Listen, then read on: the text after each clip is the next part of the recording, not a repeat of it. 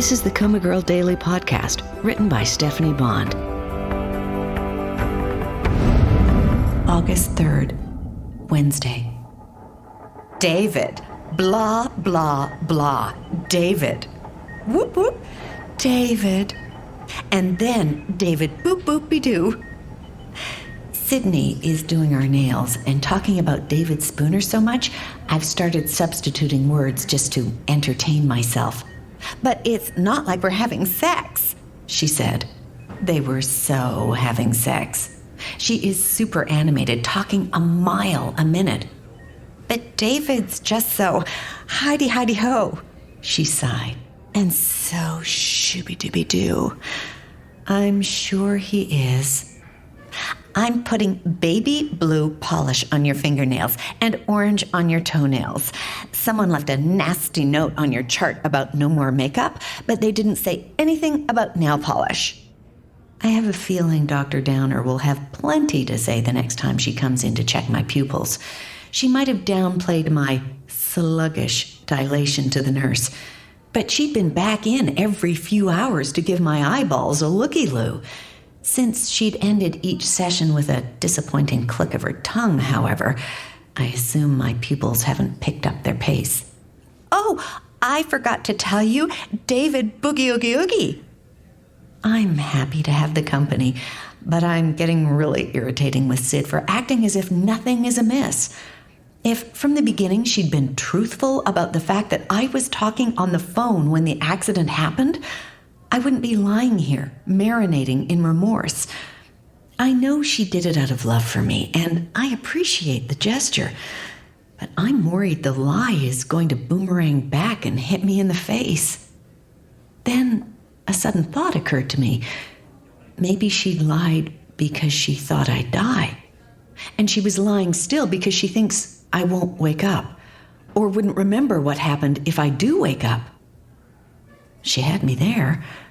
I've played the scenes leading up to the accident over and over in my head, just as Detective Jack Terry and Sid had discussed them. But I can't remember them. I can picture pulling up curbside to Hartsfield-Jackson Airport and waving to Sydney as she emerged from baggage claim with some hapless stranger carrying her suitcases in the hopes she'd give him her number. And I can picture us driving north on I-85 to Midtown, then jumping onto Northwind, her chattering like a magpie the entire time. I can even picture us stopping at the convenience store to buy a lottery ticket and maybe pick up a half-gallon of chocolate milk for Dad. And I can picture all these things because I've done them multiple times. But I can't remember doing them Memorial Day. Sid was blowing. There. It's not a perfect manicure, but it looks pretty good if I do say so. She gave a little laugh. Remember Mom used to keep her nail polish in the refrigerator door? The bottles were lined up like pieces of candy, all different colors. When I was little, she would let me pick one and paint my nails, and I thought it was the greatest thing ever. I do remember that. I used to watch them, green with envy. Mom didn't paint my nails because I chewed them to the quick, a nasty habit that made her crazy. And the more crazy it made her, the more nervous it made me, and the more I gnawed on them. I'd stopped biting my nails about 20 minutes after I moved out of the house I grew up in. A clinking noise sounded. Sid's rosary. It was just a little lie, she murmured, so low I could hardly hear her. To protect us, to protect Mom and Dad. They were so distressed I couldn't bear to pile on. You understand, don't you? I don't know if she's talking to me or to God, but how could I be angry with her when she'd done something wrong for the right reason? After all, if the tables were turned, I'd lie for her, too.